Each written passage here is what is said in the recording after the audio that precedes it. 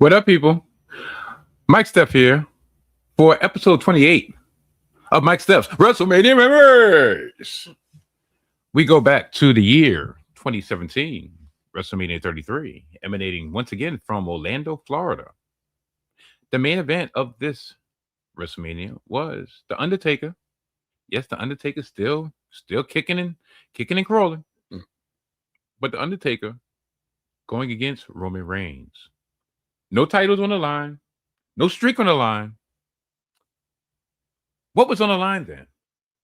Was it just pride?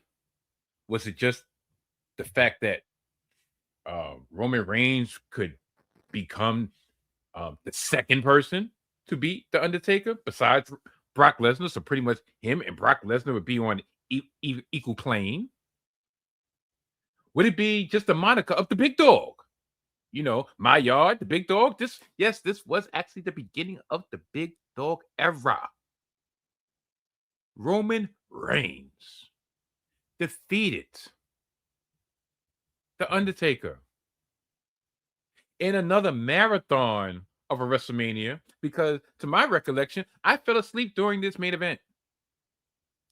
This event to me was an event of missed opportunities. Nobody wanted to see The Undertaker versus Roman Reigns. At least not now. There was nothing at stake. It was a foregone conclusion that The Undertaker was going to lose. People were like, but why? But why? If he loses, then Brock Lesnar's loss would be less important. No. Like I said, the whole point was to raise Roman Reigns, raise the stature of Roman Reigns, put him closer to equal footing of Brock Lesnar, especially when we talk about what's to come next year, next episode. Undertaker, all right, his career is pretty much at the end. You know, he got more stuff behind him than in front of him. What is there left to do? Put over Roman Reigns. And that's what he did. This match, like I said, I fell asleep through half of it. I don't even think I've ever watched the full match because it was that uneventful. All I know is that it was a botch-filled match from what I heard or from the parts that I've seen. And it was one of those reminders that, you know, I think The Undertaker pretty much should hang it up. Roman Reigns was victorious at the end of the night with all the pyro. And as you can see, they did a phenomenal job with the stage, with the setting. It was the biggest roller coaster of them all, or something to that effect. But yeah, it was phenomenal. Roman Reigns' most important moment did not come at WrestleMania. It came the night after WrestleMania, the Raw after WrestleMania, in which he proceeded to get booed by the fans for about 5 to 10 minutes straight. This was almost the pinnacle of the hate for Roman Reigns. And this was another notch in the belt for all the detractors of Roman Reigns. And this is probably another time that they could, if you look back, that they could have actually successfully turned Roman Reigns as a heel, to a heel. But they chose not to. They chose to continue swimming against stream. I hated Roman Reigns, and I'm one of the Roman Reigns' biggest fans right now. Over the last 6 years, since SummerSlam 2020, I've been one of the biggest Roman Reigns fans ever. Acknowledge. Yes, I acknowledge him. Just like every one of y'all should acknowledge me as your spousal chief. But I digress. He became the big dog with these 3 words. 4 words. It's my yard now. I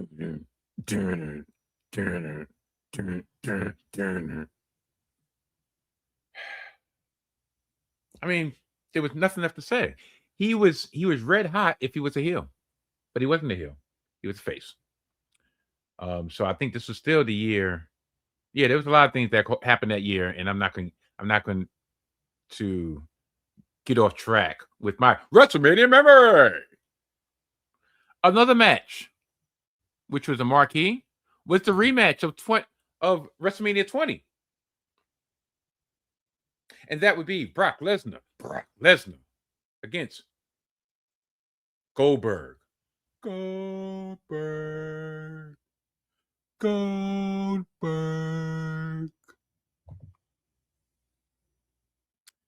In Survivor Series 2016, Goldberg made his return to WWE in a universal. Well, in fact, no, it wasn't a championship match, but he made his return to WWE in Survivor Series 2016, and he beat Brock Lesnar in less than 5 minutes. So when Brock Lesnar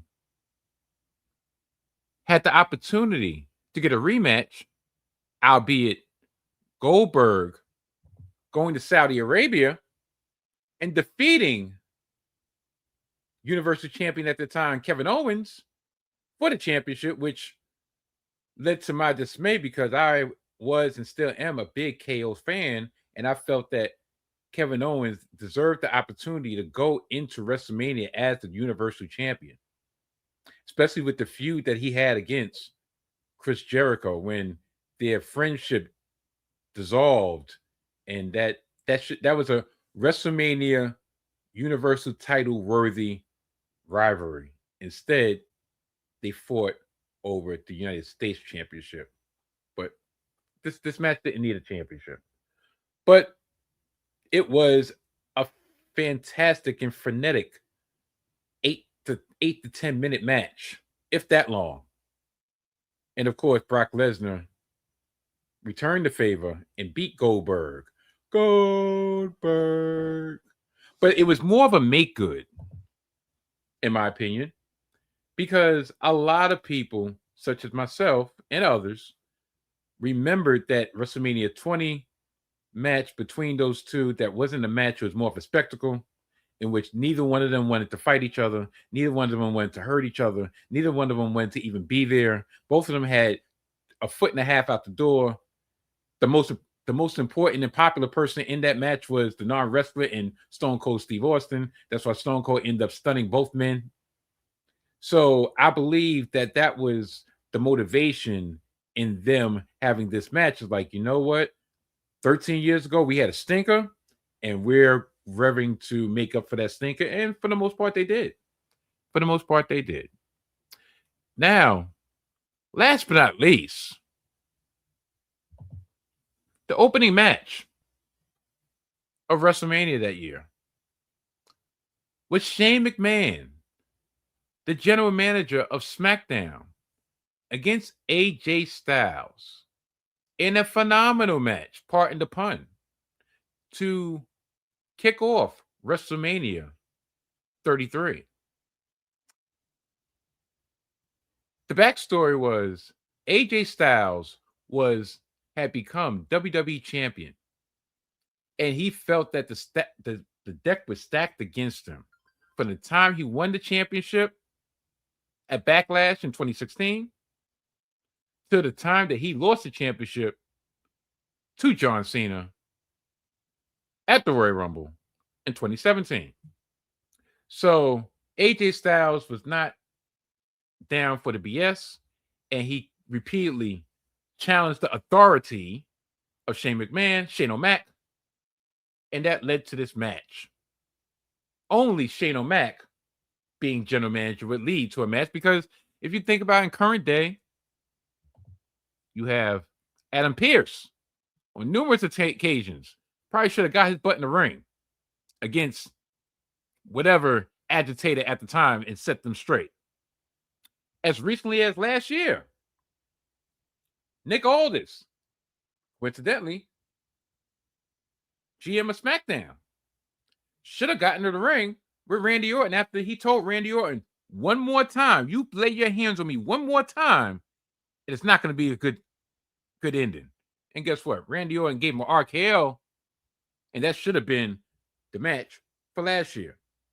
Even this year, Nick Aldis gets called out, gets called foreign Adam Pearce by Pat McAfee. And he does nothing. But Shane O'Mac, he doesn't deal with such foolishness. He doesn't deal with such foolishness. Shane O'Mac puts people in their place. Shane O'Mac makes sure that everybody knows their place. And yeah, like I said, this was a long, long, long, long WrestleMania. You had the match between Kevin Owens and Chris Jericho. Kevin Owens won the championship. I think it was the third match or the second match on the card, which, with all the history in their rivalry, starting from the summer of 2016, where they teamed up against Enzo and Big Cass at SummerSlam, to the winning of the Universal Championship of Kevin Owens in that fatal four-way immediately after SummerSlam, to the whole KO and Y2J, the KO and Jericho friendship, to the Festival of Friendship, to the list of KO. And they end up being the second match on the card. Kevin Owens has said in the past in interviews that was probably his lowest point in WWE, his lowest point of confidence. He had a confidence, a crisis of confidence, or confidence crisis for the next couple of years, because he felt that he was letting the powers that be down, but also letting himself down, because he knew he was capable of so much more. And it just led to him questioning himself over and over and over again.